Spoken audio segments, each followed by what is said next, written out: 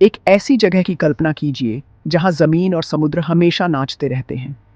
यह है सुंदरबन, पेड़ों का एक जादुई जंगल जो सीधे खारे पानी से उगता है। यह कोई आम जंगल नहीं है, यह पूरी दुनिया का सबसे बड़ा मैंग्रोव जंगल है। यह एक विशाल हरी चादर की तरह फैला है, जहां भारत की महान नदियां गंगा और ब्रह्मपुत्र अंत में बंगाल की खाड़ी से मिलती हैं। यह विशाल जंगल इतना बड़ा है कि इसे दो देशों के बीच बांटा गया है। एक छोटा हिस्सा भारत में पश्चिम बंगाल में है और बड़ा ज्यादा जंगली हिस्सा बांग्लादेश में पाया जाता है। साथ मिलकर वे अनगिनत द्वीपों, क्रीक्स और कीचड़ वाले तटों का एक जलजाल बनाते हैं जो लगभग 10,000 वर्ग किलोमीटर के क्षेत्र में फैला हुआ है। यह अपने आप में एक दुनिया है, पानी और लकड़ी की एक पहेली। सुंदरबन का मौसम दो चरम सीमाओं की कहानी है। साल के ज़्यादातर समय सूरज तेज़ी से चमकता है, जिससे हवा घनी और नमी से भरी हो जाती है। हवा चिपचिपी महसूस होती है और सन्नाटा केवल कीड़ों की भिनभिनाहट या दूर के पक्षी की आवाज़ से टूटता है। लेकिन फिर आता है मानसून। जून से सितंबर तक आसमान खुल जाता है और मूसलाधार बारिश होती है। नदियाँ उफनती हैं, पानी का स्तर बढ़ जाता है और पूरा जंगल राहत की सांस लेता हुआ लगता है। यह मौसम शक्तिशाली चक्रवातों के रूप में बड़ा खतरा भी लाता है, जो समुद्र से आते हैं।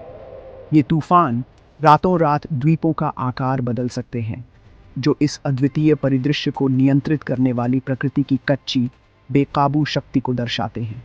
इस जगह को वास्तव में खास क्या बनाता है, वह खुद ज़मीन है, जो वास्तव में ज़मीन है ही नहीं। यह एक डेल्टा है, एक ऐसी जगह जो हजारों सालों से नदियों द्वारा लाई गई महीन गाद और मिट्टी से बनी है।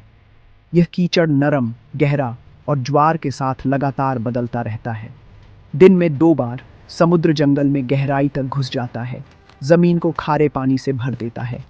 फिर दिन में 2 बार यह पीछे हट जाता है, चमकदार कीचड़ के मैदान छोड़ जाता है। ज्वार द्वारा यह लगातार धुलाई मिट्टी को बहुत खारा और ऑक्सीजन में कम कर देती है। यह किसी भी पौधे के लिए उगने के लिए एक चुनौतीपूर्ण जगह है।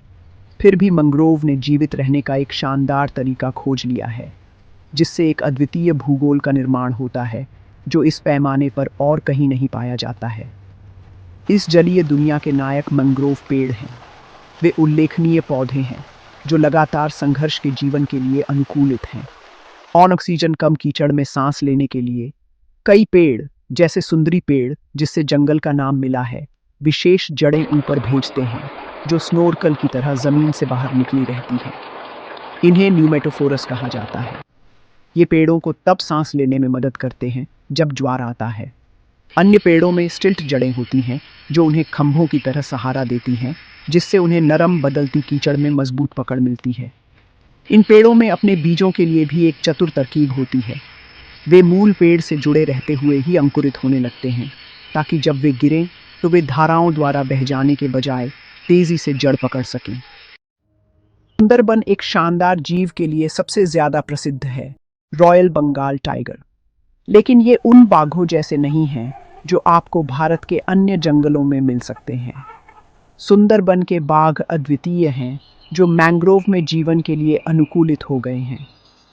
वे शक्तिशाली तैराक हैं, आसानी से बड़ी नदियों को पार करके एक द्वीप से दूसरे द्वीप पर भोजन की तलाश में जाते हैं। वे विशेष रूप से चुपके और मायावी होने के लिए भी जाने जाते हैं। पेड़ों और जड़ों के घने नेटवर्क का उपयोग सही कवर के रूप में करते हैं। एक को देखना एक दुर्लभ और सांस लेने वाला अनुभव है। वे इस ज्वारीय साम्राज्य के सच्चे राजा और रानी हैं। इसकी जंगली और बेकाबू भावना का प्रतीक है, जो सम्मान और थोड़ा डर पैदा करते हैं। बेशक बाघ ही यहाँ का एकमात्र बड़ा जानवर नहीं है। सुंदर चित्तीदार हिरण या चीतल एक आम दृश्य है, जो अक्सर जंगल के किनारे पत्तियों को कुतरते हुए देखे जाते हैं। उन्हें हमेशा सतर्क रहना चाहिए, क्योंकि वे बाघ का पसंदीदा भोजन है। जंगली सूअर भी द्वीपों में घूमते हैं, नरम कीचड़ में जड़ों को खोदने के लिए अपनी कठोर नाक का उपयोग करते हैं।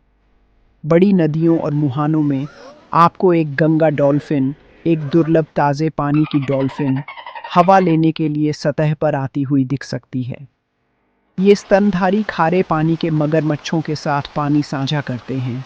प्राचीन सरीसृप जो विशाल आकार तक बढ़ सकते हैं, अक्सर कीचड़ वाले नदी के किनारों पर निष्क्रिय रूप से धूप सेंकते हुए देखे जाते हैं, लकड़ी के लट्ठों की तरह दिखते हैं। आकाश और पानी अविश्वसनीय रूप से विविध जीवन से भरे हुए हैं। सुंदरबन पक्षी प्रेमियों के लिए एक स्वर्ग है, जिसमें 250 से ज्यादा पक्षियों की प्रजातियां हैं। आप शानदार किंगफिशर देख सकते हैं, जिनके चमकीले नीले और नारंगी पंख होते हैं, जो मछली पकड़ने के लिए पानी में गोता लगाते हैं। सफेद पेट वाले समुद्री चील और ब्राह्मणी पतंग जैसे बड़े शिकारी पक्षी ऊंचाई पर उड़ते हैं, भोजन के लिए पानी को स्कैन करते हैं। पानी खुद जीवन से भरपूर है। मछली की अनगिनत प्रजातियां हैं, जो खाद्य श्रृंखला का आधार बनती हैं। झींगे और केकड़े कीचड़ के मैदानों में भागते हैं, जिनमें अजीबोगरीब फिडलर केकड़े भी शामिल हैं, जहां नर के पास एक विशाल पंजा होता है जिसे वह मादा को आकर्षित करने के लिए लहराता है।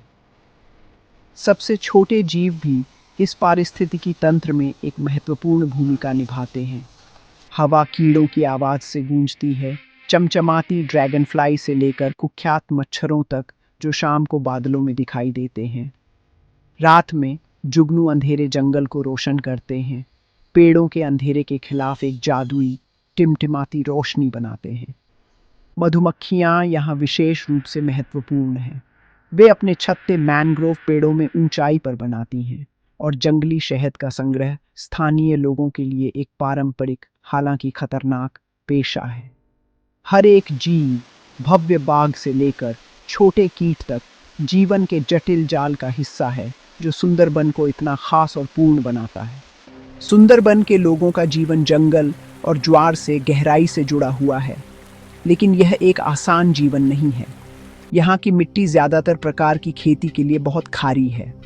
खारे पानी से नियमित बाट चावल या सब्जियों जैसी फसलों को उगाना लगभग असंभव बना देती है, जो बंगाल के अन्य हिस्सों में आम है।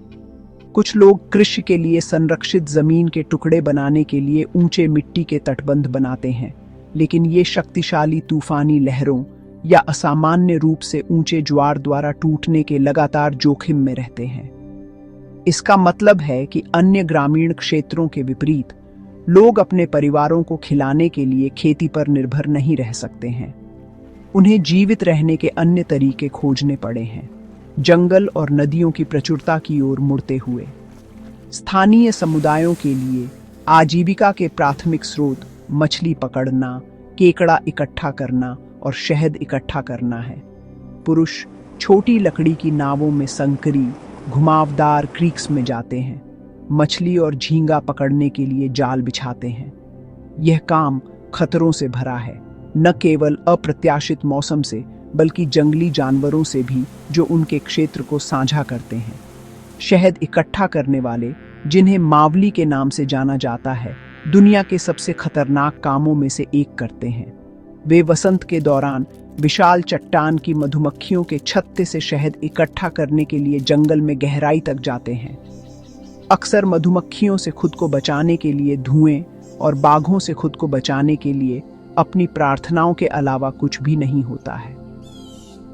सुंदरबन के किनारे रहने वाले लोग विभिन्न समुदायों से संबंधित हैं, जिनमें मुंडा और भूमिज जैसे कई स्वदेशी आदिवासी समूह शामिल हैं। इन समुदायों का जंगल से गहरा पैतृक संबंध है।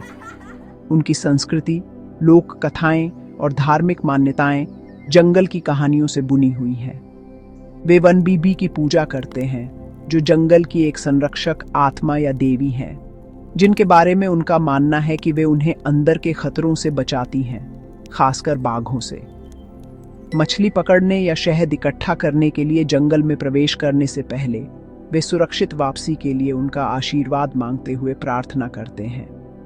यह आध्यात्मिक संबंध सुंदरबन की शक्ति और रहस्य के प्रति गहरा सम्मान दर्शाता है। अपनी लचीलेपन के बावजूद सुंदरबन के लोगों को भारी चुनौतियों का सामना करना पड़ता है। गरीबी व्यापक है और शिक्षा, स्वास्थ्य देखभाल और स्वच्छ पेयजल तक पहुंच सीमित है। जलवायु परिवर्तन के कारण चक्रवातों और बढ़ते समुद्री स्तर का लगातार खतरा उनके घरों और आजीविका को तेजी से कमजोर बना रहा है। हर साल समुद्र जमीन का थोड़ा और हिस्सा निगल लेता है, जिससे लोगों को स्थानांतरित होना पड़ता है। मनुष्यों और वन्य जीवों के बीच संघर्ष भी एक गंभीर मुद्दा है। जैसे जैसे लोग और बाघ एक ही जगह और संसाधनों के लिए प्रतिस्पर्धा करते हैं, कभी कभी दुखद मुठभेड़ें होती हैं। यह एक नाजुक अस्तित्व है जो प्रकृति की शक्ति और आधुनिक दबावों के किनारे पर संतुलित है। सुंदरबन की कहानी प्राचीन है, सदियों पुरानी है। पुराने नक्शे और ग्रंथ बताते हैं कि ये मैंग्रोव जंगल बहुत लंबे समय से मौजूद है, हालांकि उनका सटीक आकार और माप हमेशा बदलता रहा है। मुगल काल के दौरान सुंदरबन को एक जंगली सीमा के रूप में देखा जाता था और कुछ रिकॉर्ड बताते हैं कि शासक इसे लोगों को निर्वासित करने के स्थान के रूप में उपयोग करते थे। बाद में ब्रिटिश काल के दौरान जंगल को पालतू बनाने के प्रयास किए गए। ब्रिटिश प्रशासन ने खेती और बस्ती के लिए अधिक जमीन बनाने के लिए मैंग्रोव के कुछ हिस्सों को साफ करने की कोशिश की।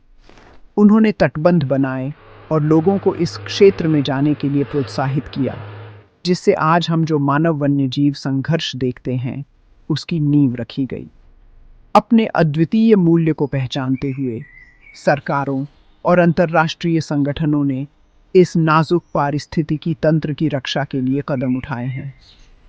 भारत और बांग्लादेश दोनों ने सुंदरबन के अपने हिस्सों को संरक्षित क्षेत्रों के रूप में घोषित किया है, जिसमें राष्ट्रीय उद्यान, टाइगर रिजर्व और यूनेस्को विश्व धरोहर स्थल शामिल हैं। ये पदनाम वनों की कटाई और अवैध शिकार को रोकने के लिए सख्त नियम लाते हैं। वन विभाग क्षेत्र का प्रबंधन करने के लिए काम करते हैं, अवैध गतिविधियों को रोकने के लिए नदियों में गश्त करते हैं और बाघों की आबादी और मैंग्रोव पारिस्थितिकी तंत्र के स्वास्थ्य को समझने के लिए अनुसंधान करते हैं। वे संघर्ष को कम करने के लिए कार्यक्रम भी चलाते हैं, जैसे कि बाघों को भटकने से रोकने के लिए गांवों के चारों ओर नायलॉन की बाड़ लगाना। संरक्षण हालांकि केवल कानूनों और गश्त के बारे में नहीं है, यह लोगों के बारे में भी है। कई परियोजनाएं अब स्थानीय समुदायों को आजीविका कमाने के वैकल्पिक और सुरक्षित तरीके खोजने में मदद करने पर ध्यान केंद्रित करती हैं। इसमें पर्यावरण पर्यटन को बढ़ावा देना शामिल है, जहां आगंतुक सुंदरबन की सुंदरता का जिम्मेदारी से अनुभव कर सकते हैं, जिसमें स्थानीय लोग गाइड और नाव चालक के रूप में काम करते हैं।